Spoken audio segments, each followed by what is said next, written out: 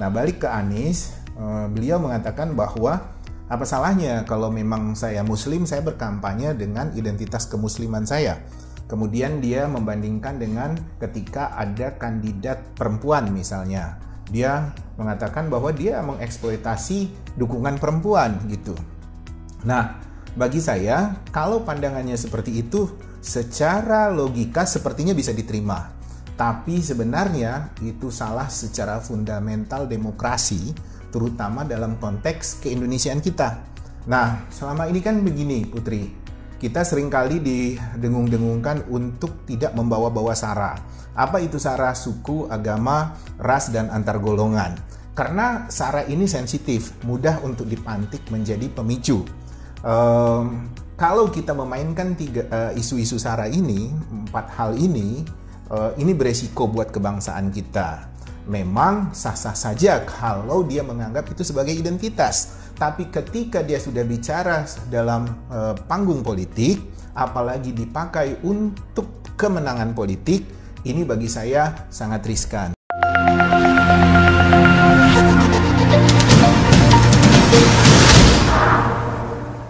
Kemudian, apakah politik identitas ini itu membawa manfaat atau kerugian bagi demokrasi ini, Pak? Begini, bisa saja orang seperti Anies atau siapapun mengatakan bahwa saya akan tetap komit, apabila kelak saya jadi presiden, saya akan adil buat semua. Kalau saya akan jadi presiden, saya akan melindungi kelompok-kelompok minoritas. Kalau saya jadi presiden, saya akan memuliakan. Tapi tahu nggak dia, dalam proses untuk menjadi presiden, potensi perpecahan itu akan luar biasa. Saya tahu persis dari track recordnya Anies, dia tidak mungkin aneh-aneh kalau dia jadi presiden gitu loh. Cuma dalam proses pertarungan pilpres itu, ini berpotensi membuat kita terbelah. Lihat aja Prabowo Jokowi yang tidak mengusung politik identitas, terbelahnya luar biasa. Ya kan? Ada cebong, ada kampret, itu terbelahnya luar biasa. Apalagi besok, kalau politik identitas yang berunsur agama, yang berbau agama, itu didengung-dengungkan oleh salah satu calon presiden. Berpendidikan lagi orangnya. Kan malu-maluin gitu loh. Nah, jadi saya percaya Anies tidak akan aneh-aneh kalau jadi presiden. Tapi ketika proses untuk jadi presiden dia menggunakan tools itu, ini pertaruhannya luar biasa. Untuk itulah kenapa harusnya Anies menyadari bahwa kebencian orang-orang sama Anies karena ulah-ulah seperti ini. Jadi tim suksesnya itu harusnya mengevaluasi, jangan melihat untung-untungnya saja. Dampak negatifnya, efek negatifnya itu harus mereka hitung juga. Karena setiap yang namanya politik identitas itu, Putri, dia akan menumbuhkan kebencian. Itu udah pasti. Tidak akan itu menumbuhkan rasa tentram, rasa nyaman, sejuk, itu tidak. Itu pasti menumbuhkan kebencian. Nah, kemudian pandangan Bapak nih terhadap penggunaan politik identitas sebagai strategi kampanye politik. Ya seperti saya bilang tadi, nggak pernah. Di parpol aja nggak pernah dilirik kok. Mana ada parpol besar di Indonesia. Zaman dulu iya, tahun 55 gitu-gitu, ada yang identitas-identitas. Tapi kan itu dalam proses kita menjadi, dalam transisi kematangan politik kita sebagai sebuah bangsa, dalam proses kita belajar memaknai keindonesiaan kita, dalam proses kita belajar menginternalisasikan proklamasi itu dan konstitusi kita. Tapi kan lama-lama orang tahu bahwa oh begini loh sebenarnya yang ingin dibangun di Indonesia ini. Secara politik, secara sosial, secara budaya, dan termasuk secara agama juga. Jadi jangan pernah kita memainkan yang seperti itu. Nah, apakah mungkin untuk mengurangi pengaruh politik identitas dalam politik modern? Ya banyak sih sebenarnya, tapi orang-orang yang tidak berkenan atau orang-orang yang tidak bersimpati pada politik identitas itu jumlahnya jauh lebih banyak.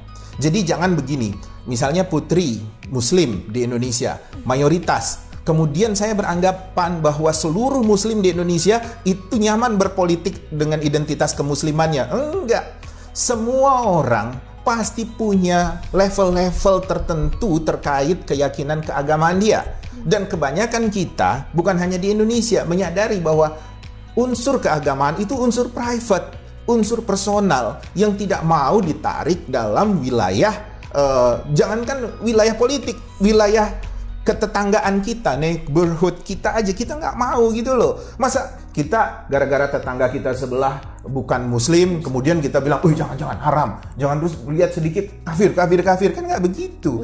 Banyak di dunia di lingkungan kita, di kampung-kampung kita, di bertetanggaan kita dari kecil sudah diajarkan untuk bertoleransi. Kita sudah diajarkan untuk saling menghormati, dan kita damai-damai saja, kita adem-adem saja. Kenapa ini mau dipecah belah? Kenapa ini mau dipantik-pantik agar orang memilah diri kita bahwa kita muslim, bahwa kita bukan muslim.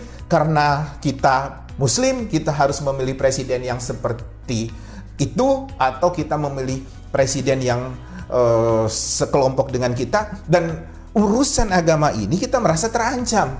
Nggak bisa, konstitusi kita kan sudah menjamin itu. Nah, jadi dari segi konstitusi sudah aman, kemudian dari segi perhatian personal kita juga kita tahu level batas tentang keagamaan itu seperti apa. Jadi ini tidak akan bisa menguntungkan apapun buat kandidat yang mengusung hal-hal seperti ini. Kasihan aja sih, entah siapa timnya Anies sampai pede banget yang ngomong-ngomong begituan.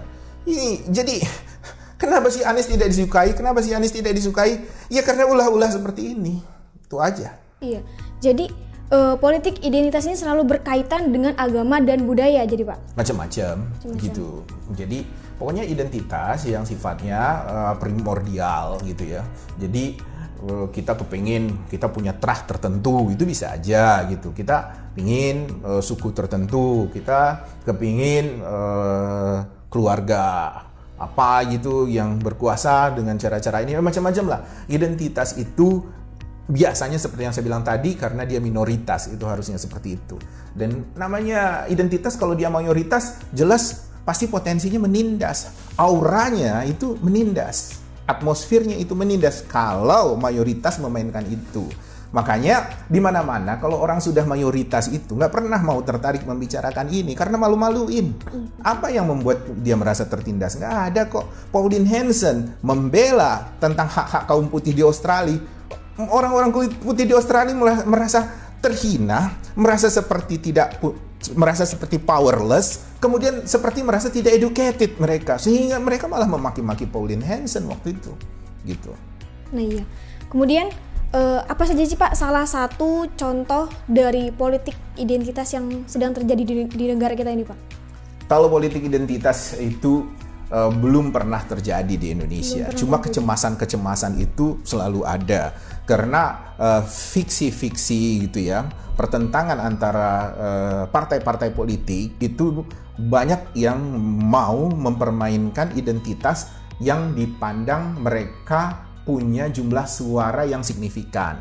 Nah, suara signifikan ini adalah kelompok-kelompok besar. Jumlah suara ini adalah kelompok-kelompok yang dianggap bisa mendominasi, sehingga mereka mau mengeksploitasi unsur-unsur politik identitas ini. Tapi nyatanya kan nggak pernah berhasil. Mana pernah kita dikuasai oleh partai politik besar dengan label identitas gitu. Tidak. Adanya itu label ideologi, label yang punya komitmen perjuangan, yang punya visi membangun bangsa.